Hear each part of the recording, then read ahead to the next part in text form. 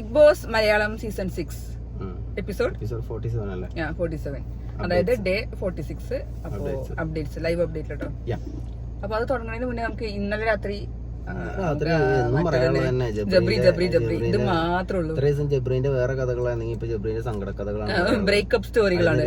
ഇന്നൊരു വ്യത്യസ്തമായിട്ട് നമുക്ക് പറയാം. എന്തായാലും സിജോ വന്നിട്ടുണ്ട്. അപ്പൊ സിജോനെ ചുറ്റിപ്പറ്റി എല്ലാരും നടക്കണത്, സിജോനെ സന്തോഷിപ്പിക്കുക. സിജോ ചേട്ടൻ തിരിച്ചു വന്നു. ഞങ്ങൾ അന്ന് ഉറങ്ങിയിട്ട് പിന്നെ ഉറങ്ങിയിട്ടില്ല. സിജോ വരുന്നവരെ ഞങ്ങൾ കണ്ണിൽ ഇങ്ങനെ കൊള്ളിലേക്ക് വെച്ചിട്ട് ഇങ്ങനെ കാത്തിരിക്കുന്ന സിജോ വരുന്നത്. എന്റെ പ്രാർത്ഥന കൊണ്ടാണ് സിജോ ഒന്ന് വന്നത്. ഡോക്ടർമാരില്ലെങ്കിലും സിജോന്റെ അസുഖം മാറുന്നു. ഞങ്ങളിവിടെ ഇന്ന് ഹോമം വരെ നടത്തിയിട്ടുണ്ടായിരുന്നു. ഇങ്ങനെ സ്നേഹിച്ച് മറക്കാണ് ഓരോരുത്തർ അവിടെ കിടന്നിട്ട്. സിജോ ഞാനിതൊക്കെ കണ്ടിട്ടുണ്ട്, ഞാനിതൊക്കെ എപ്പിസോഡ് കണ്ടതല്ലേ. ഇടയ്ക്കിടയ്ക്ക് ഇത് പറയുന്നുണ്ട്, ഞാൻ എല്ലാ എപ്പിസോഡും കണ്ടിട്ടുണ്ട് എന്ന് പറയുന്നുണ്ട്. എന്നിട്ട് പോലും എനിക്ക് മനസ്സിലാവില്ല, ഇവര് മത്സരിച്ച് സ്നേഹിക്കും. എന്താണെങ്കിലും അതങ്ങനെ നടക്കുന്നുണ്ട്. ഇന്ന് രാവിലെ എണീറ്റ സമയത്ത് തന്നെ അവര് ഡോറ് തുറക്കണില്ല എന്ന് പറഞ്ഞു. അതിന് മുന്നേ ഡോറ് തുറക്കണില്ല പറയുന്നുണ്ട്. അതൊന്നുമില്ല, മറ്റേ പുറത്തുള്ളത് 45 46 ആക്കാണ്. അവര് വിചാരിക്കുന്നുണ്ട് എന്തോ ഒരു സംഗതി പുറത്ത് നടക്കുന്നുണ്ട്. ഇനിയിപ്പോ ഡോർ തുറക്കുമ്പോ തന്നെ ലാലേട്ടനെ കാണുമെന്ന് എന്താ അവര് വിചാരിക്കണോ? ബിഗ് ബോസ് നേരിട്ട് വന്ന് പ്രത്യക്ഷപ്പെടാൻ വിചാരിച്ചിട്ടുണ്ടാവും. അപ്പൊ അവരെ അതൊക്കെ വിചാരിച്ചിട്ട് എന്തായാലും കുറച്ച് കഴിഞ്ഞപ്പോ തന്നെ ഡോറ് തുറന്നു. പിന്നെ വലിയ പ്രശ്നം എന്താ, അവിടെ ഒരു വലിയ പ്രശ്നം ആവേണ്ട സംഗതികള് വലിയ പ്രശ്നമില്ല. അപ്പൊ അത് കീന്റെ പ്രശ്നമാണ്. അതെ, അന്ന് ഉണ്ടായ പോലെ തന്നെ ശ്രീരേഖന്റെ കയ്യിൽ തന്നെയാണ് ഇപ്രാവശ്യം പവർ ഹൗസിന്റെ പവർ റൂമിന്റെ അവരാ ഒരു ചാവി ഉണ്ടല്ലോ, അതിന്റെ സാധനങ്ങളൊക്കെ സ്റ്റോറിന്റെ അതിന്റെ. അപ്പൊ ആ ചാവി കാണാനല്ലേ ശ്രീരേഖ ശരണ്യനോട് ചോദിക്കുന്നുണ്ട്. ശരണ്യ പറഞ്ഞിട്ട് നിങ്ങളതിലല്ലേ ലാസ്റ്റ് ഉണ്ടായെന്ന് നോക്കി ചോദിക്കുന്നുണ്ട്. അവർ രണ്ടാളും മാത്രമേ ഉള്ളൂ പവർ റൂമിൽ എന്നുള്ള പോലെ അവർ രണ്ടാളും അങ്ങോട്ടും ഇങ്ങോട്ടും ചോദിച്ചോണ്ടിരിക്കുന്നു, ബാക്കിയുള്ളവരോട് ചോദിക്കാൻ പറ്റാതെ. അവസാനം തെരഞ്ഞു പോയി ശ്രീരേഖ ആകെ ഇനിയിപ്പോ ഇപ്രാവശ്യം പണി കിട്ടിയെന്നൊക്കെ വന്നപ്പോ ഋഷി ഉണ്ട് ബാത്റൂമിൽ നിന്ന് ചാവി കൊണ്ട് ഇങ്ങനെ പറയുന്നു. അപ്പോഴാണ് നമുക്ക് മനസ്സിലായത് ഋഷിക്ക് ബാത്റൂമിൽ പോയി സംഗതി നടക്കണമെങ്കിൽ ചാവി കയ്യിൽ വേണം എന്നുള്ളത്. അതെന്തോ ചാവി ഇട്ടിട്ടാണ് അത് വർക്ക് ചെയ്യണമെന്നുള്ളതാണ് ഋഷിന്റെ ഒരു സംഭവത്തൊന്ന് മനസ്സിലായത്. ഋഷി ഞാൻ വീട്ടിലായാലും ഇങ്ങനെ തന്നെ, അവിടെ ആകുമ്പോൾ ഒരു ചെറിയ കുഞ്ഞു ചാവി ഉണ്ടായിട്ടാണ് പരിപാടികൾ. ഇതിപ്പോ ചാവി ഏതെങ്കിലും ഒരു ചാവി ആയാൽ മതി. അപ്പൊ ഞാൻ നോക്കുമ്പോ പവർ റൂമിൽ ചാവി ഇരിക്കുന്നുണ്ട്, അതെങ്കിൽ അത് എന്നുള്ളൊരു രീതിയാണ് ഉണ്ട് എന്നൊക്കെ. രണ്ടിനേക്ക് ഒന്നാണ് എന്തത് നടക്കണത്. ബാത്റൂമിൽ കൊണ്ടേ ഒളിപ്പിച്ചേക്കോ? ബാത്റൂമിൽ പോയാ മൂപ്പർ അതൊരുത്ത് ബാത്റൂമിൽ പോയത് ചിലപ്പോ അത് പോണ്ട, ആരെയും തട്ടിക്കൊണ്ടോണ്ട. ചിലപ്പോ അങ്ങനെ ആക്ട് ചെയ്തുവരെ അവിടെ നടന്നിട്ടില്ല ഈ തട്ടിക്കൊണ്ടോണ്ടതാ. ഇനിയിപ്പോ ആൾക്ക് അങ്ങനെ വല്ല പേടിയിലോണ്ട് കൊണ്ടായതായിരിക്കും. എന്തായാലും അത് കിട്ടി എന്നപ്പോ ശ്രീരേഖ അത് കിട്ടും കൂടി ചെയ്തതോടുകൂടി പിന്നെ എല്ലാവരുടെ അടുത്തും പോയി പറഞ്ഞോണ്ടിട്ടുണ്ട് ചാവി ഋഷിന്റെ. ഞാൻ ഏറെ പോണ്ട, ഏറെ പോണം, ഇപ്പൊ ഒന്നും ഇല്ലാതെ അങ്ങനെ ഡൗൺ ആയി നിൽക്കുകയായിരുന്നു. കഴിഞ്ഞ വർഷം എന്തെങ്കിലും ആക്ടിങ് കരച്ചിലും ബഹളും അത് കിട്ടിയിട്ട് ജാൻമണി അത് എവിടുന്ന കിട്ടിയെന്ന് പറയണ്ടെന്നൊക്കെ പറഞ്ഞ അത് വലിയ സീനും സംസാരമൊക്കെ ആയിരുന്നല്ലോ. ഇപ്രാവശ്യം ഇനിയിപ്പോ ചാവി പോയാലും വലിയ കുഴപ്പമൊന്നുമില്ല. പവർ റൂം എന്നൊരു സംബോധന അവിടെ ഉണ്ടോ എന്നുള്ള അറിയണില്ല. എല്ലാവർക്കും ഇഷ്ടമുള്ള റൂമിലാണ് എപ്പോഴും ഫുൾ ടൈം ഉണ്ടാവുന്നത്. പിന്നെ പ്രത്യേകിച്ച് പവർ റൂമിന്റേതായിട്ടുള്ള സാധനങ്ങളൊന്നും അവിടെ ഉണ്ടായിരുന്നില്ല. കഴിഞ്ഞ ആഴ്ച വല്ലാത്ത പവർ റൂം. എന്റെ അഭിപ്രായത്തിൽ ഇനി എന്തിനാണല്ലേ അങ്ങനെ ഒരു പവർ റൂം? അതാണ് എനിക്ക് തോന്നുന്നത് പവർ റൂം അവിടെ ഉള്ളതാണ് പ്രശ്നം തോന്നുന്നത്. പല ആൾക്കാർക്ക് അതിന്റെ ഉള്ളിലുള്ള ആൾക്കാർക്ക് തന്നെ പവർ റൂം വലിയ താല്പര്യമില്ല. അത് യൂസ് ചെയ്തതല്ല. അങ്ങനെ കുറെ ആൾക്കാരുടെ അടുത്ത് ഇങ്ങനത്തെ സാധനം കിട്ടിയിട്ട് കുറെ എന്തെങ്കിലും പൂമാലിട്ടി എന്ന് പറയുന്ന പോലെ അവരുടെ അടുത്ത് പവർ റൂം ഇട്ടിട്ട് ആരെടുത്ത് കിട്ടിയിട്ടും പ്രത്യേകിച്ച് കാര്യമില്ല. ആരും ഇതുവരെ നന്നൊന്നും ചെയ്തില്ല. കഴിഞ്ഞ ആഴ്ചയാണ് എന്തെങ്കിലുമൊക്കെ ഒന്ന് ചെയ്തത്. ആ പവർ റൂം കയറുകൂടി ആളെ വരും. ഇനി ആൾക്കാർക്കും പേടിയായിരിക്കും പവർ റൂമിൽ കയറുമ്പോൾ എന്തെങ്കിലും പണി കിട്ടുമോ എന്നുള്ള ഒരു പേടി. എനിക്ക് തന്നെ അവിടെ ആകെ പവർ റൂമിന്റെ ഉള്ളിൽ കയറിയിരിക്കണം എന്ന് ജിൻഡോയ്ക്ക് മാത്രമേ താല്പര്യമുള്ളൂ. ബാക്കി എല്ലാവർക്കും പല ഉദ്ദേശങ്ങളുണ്ട്. എനിക്ക് തോന്നുന്നു ജിൻഡോന്റെ ഉദ്ദേശം എന്തെങ്കിലും എന്തൊക്കെയോ പലതും അതിൽ കാണിക്കണം, കുറച്ച് സ്ക്രീൻ സ്പേസ് ഇട്ടുള്ള സാധനങ്ങളൊക്കെ ഉണ്ടാക്കുന്നത്. ബാക്കി എല്ലാവരും ഒന്നില്ലെങ്കിൽ നോമിനേഷൻ രക്ഷപ്പെടാൻ, അർജുൻ ആണെങ്കിലും ഗബ്രി ആണെങ്കിലും ഒക്കെ നോമിനേഷൻ രക്ഷപ്പെടണം എന്ന് ആഗ്രഹിച്ചിട്ടൊക്കെയാണ് അതിനുള്ളിൽ കയറുന്നത്. അല്ലാതെ പവർ റൂം എന്നായിരിക്കും. ഇനി അത് 50 ദിവസം കഴിഞ്ഞാൽ ആദ്യം ഒഴിവാക്കേണ്ട ആ പവർ റൂം ഒഴിവാക്കി എല്ലാവരും കൂടി ഒരു കൂട്ടിലിടണം എന്നുള്ളതാണ്. ഇതിപ്പോ അവരിങ്ങനെ എല്ലാവരും ഓരോരോ മൂലക്കിലും ബിഗ് ബോസിന് എന്തായാലും പവർ റൂം കോൺസെപ്റ്റ് കൊണ്ടില്ല എന്നാണ് എന്റെ ഒരു വിശ്വാസം. എനിക്ക് തോന്നുന്നത് ചിലപ്പോ ബിഗ് ബോസിന്റെ ഒഫീഷ്യലി ആ റൂമിന്റെ ഉള്ളിൽ അവരെ ആകെ അടിയാവും. ഇത് ഞാൻ അപ്പോഴും പറഞ്ഞാണ് പവർ റൂം വേണ്ടെന്നുള്ളത്. ഇവന്റെ ഓരോ മണ്ടൻ തീരുമാനങ്ങളൊക്കെ പറഞ്ഞ ചിലപ്പോ അതായിരിക്കും ചില സമയത്തൊന്നും ബിഗ് ബോസിന്റെ ശബ്ദം കേൾക്കാതെ അവിടെ പിടിച്ചേച്ച് അടിക്കുക എന്തെങ്കിലുമൊക്കെ ആവും. ചിലപ്പോ ബിഗ് ബോസ് അതിന്റെ ഇടയിൽ നിന്നൊക്കെ തള്ളി നിൽക്കുന്നതുകൊണ്ട് ജാസ്മിൻ ഇവിടേക്ക് വരിക എന്നൊക്കെ പറഞ്ഞിട്ട് പറയണ പറ്റായിരിക്കും. അപ്പൊ അതങ്ങനെ നടന്നു. പിന്നെ മോർണിംഗ് ടാസ്ക് അല്ലേ, മോർണിംഗ് ടാസ്കില് ബിബി വിന്നർ ആയി കഴിഞ്ഞാൽ കാര്യമായിട്ട് സ്ക്രീൻ സ്പേസ് കൊണ്ടുപോകണതൊക്കെ നമ്മളെ ഗബ്രികൾ തന്നെയാണ്. അത് നമുക്ക് ലാസ്റ്റ് പറയാം ജബ്രികള്. അപ്പൊ ഇന്ന് മോർണിംഗ് ടാസ്ക് ഉണ്ടായിരുന്നു. ബിബി വിന്നർ ആയി കഴിഞ്ഞാൽ നടത്തുന്ന സ്പീച്ച് എന്ന് പറഞ്ഞിട്ട് പിന്നെ ഫസ്റ്റ് റണ്ണർ അപ്പിനെ കുറിച്ചൊക്കെ പറയുന്നത്. അതിൽ ഫസ്റ്റിനെ ജാസ്മിനെ വന്ന് ജാസ്മിനെ പറഞ്ഞു ഞാൻ കപ്പടിച്ച് ഇങ്ങനെ ചെയ്യും അങ്ങനെ ചെയ്യും. ഗബ്രി ഉണ്ടാവും എന്റെ അപ്പുറത്ത് കൈ പിടിച്ചിട്ട്. ആ സമയത്ത് മാക്സിമം അവര് സിജോനെ അങ്ങോട്ട് സോപ്പിട്ട് സൂചിപ്പിക്കാൻ വേണ്ടിട്ട് ഒരു ഗെയിമർ ആണെന്നൊക്കെ പറഞ്ഞ ലാലേട്ടനെ പറ്റി പറയണ പോലെയൊക്കെയാണ് ആൾക്കാർ ഇങ്ങോട്ട്. ഋഷിയൊക്കെ പറഞ്ഞിട്ട് എനിക്ക് ഋഷിനോട് പുച്ഛാണ് തോന്നിയത്. ഋഷി ഞാൻ വിന്നറാവും പിന്നെ റണ്ണറപ്പ് ആവണ സിജോ എന്നാണ് പറയണത്. ചെറിയ എന്തോ ഒരു വോട്ടിന്റെ വ്യത്യാസത്തിൽ സിജോ അങ്ങോട്ട് റണ്ണറപ്പ് ആയിരുന്നു. അല്ലെങ്കിൽ സിജോ ആണ് ഇതാവേണ്ടത്. സ്വന്തമായിട്ട് ധൈര്യമായിട്ട് ഞാൻ ജയിക്കുന്നു പറയാനുള്ള ചങ്കൂറ്റം പോലും പല ആൾക്കാർക്ക് അവിടെ ഇല്ല. ഇങ്ങനെ എന്തോ ഒരു ഇതിലങ്ങോട്ട് ജയിച്ചു. ഞാൻ അങ്ങോട്ട് എന്തോ ആയിന്നോ ഒരു വോട്ട് ജയിച്ചത് എന്റെ അമ്മയുടെ വോട്ടാണ്. ലാലേട്ടൻ മറന്നിട്ട് അറിയാതെ എന്റെ കൈ തന്നു. പിന്നെ ഇപ്പൊ മനേമ എന്റെ കൈ തന്നല്ലേ അവിടെ ഇരുന്നോട്ടെ എന്ന് പറഞ്ഞാണ്ട് കപ്പ് തന്നാണ് എന്തൊക്കെയോ കൂടെ പറഞ്ഞ് അഡ്ജസ്റ്റ് ചെയ്യണു. സിജോ ആണെങ്കിൽ നേരെ ഓപ്പോസിറ്റ്. സിജോ വളരെ അടിപൊളിയായിട്ട് എല്ലാവരും പറയുന്നു. സിജോ നല്ല നന്നായിട്ട് പറയണ്ടായിരുന്നു. പക്ഷെ എനിക്ക് ജാസ്മിന്റെ ഗബ്രീന്റെ ഒരു കാര്യം കൂടി പറഞ്ഞു. ജാസ്മിൻ പറയുന്നത് ഞാൻ ഈ വീട്ടില് ഇമോഷണലി സങ്കടപ്പെട്ടപ്പോൾ ഒറ്റയ്ക്കായ സമയത്ത് എനിക്ക് കൂട്ടിനുണ്ടായിരുന്നത് ഗബ്രിയും ജാസ്മിനാണ്. അത് ശരിക്കും ഒരു വസ്തുവിരുദ്ധമായ കാര്യമാണ്. കാരണം എന്താ, ഇവള് കരയുന്നത് ഫുള്ള് ഗബ്രീന്റെ പേരും പറഞ്ഞിട്ടാണ്. അപ്പൊ പിന്നെ താങ്ങുന്നാണല്ലോ പിന്നെ അവനെല്ലാം ഉണ്ടാവുള്ളൂ. അത് വേറെ ആൾക്കാരുണ്ടാവും. ഇവരുടെ പേരും പറഞ്ഞുള്ള പ്രശ്നം, ഇവർ തമ്മിലിടയിലുള്ള പ്രശ്നം ഇവരെന്നെ ഇടയാണ് തീർക്കുന്നത്. അല്ലാതെ പൊതുവെ ഇപ്പൊ ഒരു വീട്ടിലൊരു കാര്യം ഡിസ്കസ് ചെയ്യണമെന്നുണ്ടെങ്കിൽ എല്ലാവരും ഉൾപ്പെടുന്ന സംഭവങ്ങളോ കാര്യങ്ങളാണ്. ഇത് അവരൊരു പേഴ്സണൽ കാര്യം, അവര് മാത്രം താമസിക്കുന്ന ഒരു വീട് എന്നുള്ള രീതിയിലാണ് കുറെ ദിവസങ്ങളോളം അവര് വരും. പിന്നെയാണ് അത്രയും വിവാദങ്ങൾ ഉണ്ടായി എല്ലാവരും പുകച്ച് പുറത്തടിച്ചപ്പോഴാണ് അവർ പുറത്തിറങ്ങിയിട്ട് കാര്യങ്ങൾ തുടങ്ങിയത്.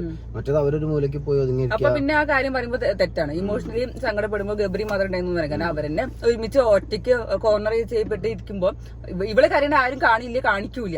അപ്പൊ പിന്നെ ഗബ്രിയല്ലേ സമാധാനിപ്പിക്കണ്ടോ? അതിപ്പോ എങ്ങനെയാലും അങ്ങനെ തന്നെയാണ്. ഇപ്പൊ നമ്മൾ തമ്മിൽ അടി ഉണ്ടാക്കിയിട്ടുണ്ടെങ്കിൽ നമ്മൾ തമ്മിൽ അത് പറഞ്ഞതാക്കിയല്ലോ. നാട്ടുകാരെല്ലാരും കൂടെ ഒന്ന് ഇടപെടണം എന്നൊന്നും നടക്കില്ല. അല്ലെങ്കിൽ എല്ലാവരും ഉൾപ്പെടുന്ന എല്ലാവരും ഉൾപ്പെടുന്ന ഒരു കേസുമാണ് ഇത്. അതൊന്നും ഉണ്ടായില്ല. ഇത് ഫുള്ള് കരച്ചിൽ അങ്ങനെ തന്നെ ഉണ്ടായിരുന്നത്. 10-18 ആൾക്കാർ ഒരുമിച്ച് താമസിക്കുന്ന ഒരു വീടാണ്. അവിടെ എപ്പോഴും എന്തെങ്കിലും സംഭവിക്കുമ്പോൾ ഈ 18 ആൾ കൂടി കൂടിയിട്ടൊക്കെയാണ് സംഭവം. ഇവരത് വേറെ കാര്യങ്ങളാണ് സംസാരിക്കുന്നത്. ഇവിടെ അത്ര വലിയ കാര്യമായിട്ട് നോമിനേഷന്റെ കാര്യങ്ങൾ ഇവിടെയൊക്കെ സംസാരിക്കുമ്പോൾ ഞാനൊന്നും ഉള്ളിയപ്പോ എങ്ങനെ ഉണ്ടായിരുന്നു, നല്ല രസമല്ലേ അത് എന്നൊക്കെ വെച്ചപ്പോ നുള്ളനേക്കാൾ ഇഷ്ടം എനിക്ക് കടിക്കുന്നതാ എന്നൊക്കെ പറഞ്ഞ് ഇതൊക്കെയാണ് അവിടെ സംസാരിക്കുന്നത്. ഇതിന്റെ പേരിലൊക്കെ തല്ലൂടി ആരോ നിനക്ക് മറുപടി പറയാൻ പോണത്. എന്നിട്ട് പിന്നെ ഡയലോഗ് കളിക്കില്ല. എന്നെ സപ്പോർട്ട് ചെയ്ത് പേര് മാത്രമേ ഉള്ളൂ. മൂന്നാമത് റസ്മിന് ഉണ്ട്. പിന്നെ എന്തായാലും അവര് വരുമ്പോ അതാ ഒരു ടീമിനെ പറയുന്നത് എന്നുള്ളത് ഓക്കെയാണ്. പിന്നെ വന്നതാണ് സോഷ്യൽ മീഡിയ ജേർണിനെ കുറിച്ച് പറഞ്ഞു. അതിൽ നോറ, സായി, സിജോ, ജാസ്മിൻ പറഞ്ഞു. അപ്പൊ നല്ല സ്പീച്ച് ആയിരുന്നു. അതെന്താന്ന് വെച്ചിട്ടുണ്ടെങ്കിൽ 4 ആള് 4 ടൈപ്പ് പറഞ്ഞാൽ എനിക്ക് രസമായി തോന്നിയത്. ഇവര് 4 ആളും വന്നിട്ട് ഒരേപോലെ പറയാതെ സായി പല കാര്യങ്ങളും ഇന്ന പോലെയാണ് ഞാൻ നമ്മളോട് ഡിസ്കസ് ചെയ്ത കാര്യം നമ്മളോടും പറയുന്നതാണ്. സായിനെ ഫോൺ വിളിക്കുന്ന ആൾക്കാരോടും സായി പറഞ്ഞ ഉപദേശങ്ങളാണ്, കാര്യങ്ങളാണ് ഇത് പറഞ്ഞത്. അതേപോലെ പറഞ്ഞപ്പോ ഓപ്പോസിറ്റ് നിൽക്കുന്ന ആൾക്കാര് ഞങ്ങൾക്ക് ആ അഭിപ്രായം അല്ല എന്നുള്ള രീതിയിൽ വേറൊരു രീതിയിൽ പറഞ്ഞു. ഇപ്പം ശരണ്യൊക്കെ പറഞ്ഞത് വേറൊരു രീതിയിലാണ്, അങ്ങനെയല്ല. അപ്പം ഹാഷ്ടാഗ് സാധാരണ ഉപയോഗിക്കാത്തല്ല. അപ്പൊ അങ്ങനത്തെ കാര്യങ്ങളൊക്കെ. അപ്പൊ അവര് മറ്റേ ടീംസ് ഒക്കെ പറഞ്ഞു. അതെനിക്ക് തോന്നുന്നു ഓരോരുത്തരുടെ പെർഫോമൻസിനും അല്ലെങ്കിൽ നമ്മളൊരു ലെവൽ എത്തിക്കഴിഞ്ഞാൽ അതൊക്കെ പിന്നെ സായി ആദ്യം മുതലേ ഇങ്ങനെയാണ് സായി എന്നുള്ള ആളുകൾക്ക് അറിയണോണ്ടും ഒക്കെ ആയിരിക്കണം. അപ്പൊ ചില ആളുകൾക്ക് ഹാഷ്ടാഗ് നിർബന്ധമായിരിക്കും. അത് അവരവരുടേതായ രീതിയിൽ പറഞ്ഞു. ജാസ്മിനൊക്കെ നല്ല അടിപൊളിയായിട്ട് പറഞ്ഞു തന്നു എങ്ങനെയൊക്കെ എന്തൊക്കെ ചെയ്യണം. പിന്നെ സിജോ പറഞ്ഞു. സിജോ ആദ്യം മറ്റേത് നോർമൽ ഫാമിലി, പിന്നെ സായിന്റെ റിയാക്ഷൻ ചാനൽ കണ്ടിട്ടാണ് അത് തുടങ്ങിയത്. സായി അത് സിജോ പറയണ്ടായിരുന്നു. നമുക്ക് അറിയുന്നതാണല്ലോ, സിജോനെ പേഴ്സണലി നമ്മൾ കണ്ടിട്ടുണ്ട്. എനിക്ക് ഇഷ്ടപ്പെട്ടു. ഞാൻ സിജോനോട് കണ്ടിട്ട് നേരിട്ട് പറഞ്ഞിട്ടുണ്ട്. എനിക്ക് അവതരണം ഭയങ്കര ഇഷ്ടമാണ്, ഞാൻ പറഞ്ഞിട്ടുണ്ട്. നമ്മൾ ഒരു ദിവസം കാരണം കണ്ടപ്പോഴേക്കാണ്. അപ്പൊ അങ്ങനെ സോഷ്യൽ മീഡിയ ജേർണിനെ കുറിച്ച് പറഞ്ഞു. പിന്നെ ഉണ്ടായിരുന്നത് വേറെ എന്തെങ്കിലും ടോപ്പിക് ഉണ്ടോ ജബ്രികളുടെ മുന്നേ? ശ്രീരേഖ മറ്റേ നമ്മുടെ രശ്മിൻ ആക്ട് ചെയ്ത് കുറെ എല്ലാവരുടെ അടുത്തും രശ്മിന്റെ പോലെ സംസാരിച്ച് നിൽക്കേണ്ടെന്ന് രശ്മിൻ രശ്മിൻ അത് അതിന് മാത്രം ഇഷ്ടപ്പെട്ടോ എന്നുള്ളത് എനിക്കറിയില്ല. രശ്മിൻ അടിപൊളി എന്നൊക്കെ പറയുന്നുണ്ട്. എന്തായാലും ഇങ്ങനെ നടക്കുന്നുണ്ട്. എന്തായാലും ആശാത്തി ഇങ്ങനെ അത് പെർഫോം ചെയ്യാനുള്ള ഒരു അവസരം കിട്ടുക, അതുപോലെ ഒരു സ്ക്രീൻ സ്പേസ് കിട്ടുന്ന സംഭവം ആകുമ്പോൾ അത് മാക്സിമം ഇന്ന് നമ്മളെ ജിൻഡോനടക്കമുള്ള ആളുകൾ വളരെ കുറവാണ് കണ്ടത്. ഡൗട്ട് ഉണ്ട് എനിക്ക്. ജിൻഡോ ഇടയ്ക്ക് കണ്ടൊരു കുഞ്ഞി ട്രൗസറൊക്കെ ഇട്ട് ജിൻഡോ കൂടെ നടക്കുന്നുണ്ട്. പക്ഷെ അങ്ങനെ ജിൻഡോ കുഴപ്പമൊന്നുമില്ല, സംഭവ രസമായിട്ട് അങ്ങനെ പോകുന്നുണ്ട്. ജാസ്മിനൊക്കെ ആണെങ്കിൽ വേറൊരു വൈബിൽ നടക്കായതുകൊണ്ട് ജാസ്മിന് ഗബ്രി അപ്പുറത്ത് പോയി സംസാരിക്കുന്നുണ്ട്. കിച്ചണില് കാര്യമായിട്ട് അവരെ കാര്യങ്ങൾ നടന്നുകൊണ്ടിരിക്കുമ്പോ മറ്റേത് അവര് രാവിലെ 24 hours സംസാരിച്ചുകൊണ്ടിരിക്കുന്നുണ്ട്. അതൊക്കെ ഇതിവിടെ കിച്ചൺ ടീമിലാണ് ജാസ്മിൻ ഇരിക്കുന്നത്. അത് ചെയ്യുന്നത് ശരിയല്ല. അവിടെ കുറെ ടീംസ് അൻസിബയും ജിൻഡോ മാത്രമേ ഉള്ളൂ. അൻസിബാണ് ഏറ്റവും കൂടുതൽ ഉണ്ടാക്കുന്നത്. എന്നിട്ട് ജാസ്മിനെ വിളിച്ചാൽ ഒട്ടും വരില്ല. ഇത് ഞാനൊരു 5 minute സംസാരിക്കുന്നത്. അവിടെ കാര്യമായിട്ട് ഇത് നടക്കുമ്പോ ഇവിടെ ഞാൻ സംസാരിച്ചുകൊണ്ട് എന്നിട്ട് ഞാൻ ഇന്നലെ ഒന്നും തീരെ സംസാരിച്ചില്ല. അതെന്തോ അങ്ങനെ ചെയ്തോളണം നിർബന്ധമുള്ളവരാണ്. അതിന് വേണ്ടിയിട്ടാണ് ജാസ്മിൻ അവിടെ വന്നതെന്നുള്ള പറയുന്നത്. ഇന്നലെ ഞാൻ തീരെ സംസാരിച്ചില്ല. അതുകൊണ്ട് ഇന്ന് കുറച്ചു നേരം സംസാരിക്കണം. 5 minute ഇത് വിളിച്ച ശ്രീതു. പക്ഷെ ശ്രീതു നല്ല ക്യാപ്റ്റൻ. Super captain. എനിക്കൊന്നും അപ്സരേക്കാളും നന്നായിട്ട് നല്ല പക്വതയിലും ഒരു പാർഷ്യാലിറ്റി കാണിച്ചില്ല. എല്ലാവരോടും. അപ്പൊ അവളും ഇതേപോലെ അർജുനും തമ്മിൽ നല്ല കോംബോ ആയിട്ട് നടക്കുന്നുണ്ട്. അർജുന്റെ അടുത്തും ക്യാപ്റ്റനായിട്ട് സംസാരിക്കുന്ന രീതിയിൽ അതുപോലെ തന്നെ സംസാരിച്ച് എല്ലാം ചെയ്യിപ്പിക്കുന്നുണ്ട്. പിന്നെ ഓരോരുത്തരുടെ രീതിക്ക് അനുസരിച്ച് ചെയ്യുന്നുണ്ട്. പോയിട്ട് ആരും ഷൗട്ട് ചെയ്യുമെന്നല്ലാതെ അതൊക്കെ അവരോട് എങ്ങനെ സംസാരിക്കണം ആ രീതിയിൽ രീതി സംസാരിക്കേണ്ട ക്യാപ്റ്റൻസി സൂപ്പറാണ്. ജാസ്മിനെ വിളിച്ചു, ജാസ്മിൻ പോയിട്ട് അതന്നെ സ്ഥിരം എന്നുള്ള പരിപാടിയാണ്. അതിന്റെ സങ്കടത്തില് നാളെ പോയിട്ട് നാളെ വീണ്ടും കരഞ്ഞത് അതും അവിടെ പോയി കിടക്കും. ജാസ്മിൻ പറഞ്ഞാൽ കുറച്ച് കഴിഞ്ഞിട്ട് വരാന്ന് പറഞ്ഞപ്പോൾ ശ്രീതു ആ തിരിച്ചു പോകണണ്ടാ തന്നെ നമുക്കറിയാണ്ട് ഗതിയിട്ട് വല്ലാത്ത കഷ്ടം എന്നുള്ള രീതിയിൽ ഇറങ്ങി പോകുന്നുണ്ട്. അപ്പൊ വീടിന്റെ ഉള്ളിൽ പിന്നെ അങ്ങനെ ഒരു ടോക്ക് വന്നപ്പോ എല്ലാവരും അതിനെപ്പറ്റി സംസാരിക്കേണ്ടിരുന്നപ്പോ വന്നേ പറ്റുള്ളൂ എന്നിട്ട് വിളിച്ചോണ്ട് പോയി. എന്നിട്ടും അവള് വലിയ ഗ്ലാസിന്റെ ഉള്ളിൽ കൂടെ കണ്ട് ഇവിടെ വർക്ക് ചെയ്യുമ്പോ ഗ്ലാസിന്റെ ഉള്ളിൽ കൂടി ഗബ്രീനെ നോക്കുകയാണ്. ഇങ്ങനത്തെ ഓരോ എനിക്ക് അങ്ങനെയാണ് തോന്നിയത്. കൊറേ ദിവസമായിട്ട് ഇങ്ങനെ പിടിച്ചു പോയി. അപ്പൊ ഇനി അതൊരു ടെസ്റ്റ് പിടിക്കാൻ ഞാൻ ഇമോഷണലി ഡൗൺ ആണെന്ന് നാട്ടുകാരെ അറിയിക്കാൻ വേണ്ടി തല മുമ്പിട്ട് നമുക്ക് അറിയാലോ, ഒന്നും കാണൂല്ലോ മുഖത്ത് എക്സ്പ്രഷൻ. ആണെങ്കിലോ ബാക്കിയുള്ളവരോടൊക്കെ സംസാരിക്കുമ്പോ ഇതൊക്കെ മറന്നു നല്ല ഉഷാറായിട്ട് സംസാരിക്കുന്നുണ്ട്. പിന്നെ ഇനിയിപ്പോ ജാസ്മിൻ കാണാനോ നമ്മള് കാണാനോ എന്തൊക്കെയോ ആരൊക്കെയോ കാണാൻ വേണ്ടിട്ട് ഒന്നാമത് നോമിനേഷനിൽ വന്നിറക്കാനാണല്ലോ. എന്താണെങ്കിലും നമ്മള് കാണാനും ജാസ്മിൻ കാണാനും ഒക്കെ വേണ്ടിട്ട് 24 മണിക്കൂർ ഇങ്ങനെ തല താത്തിരിക്കുന്നതാണ് സങ്കടത്തിന്റെ ഒരു ചിഹ്നം.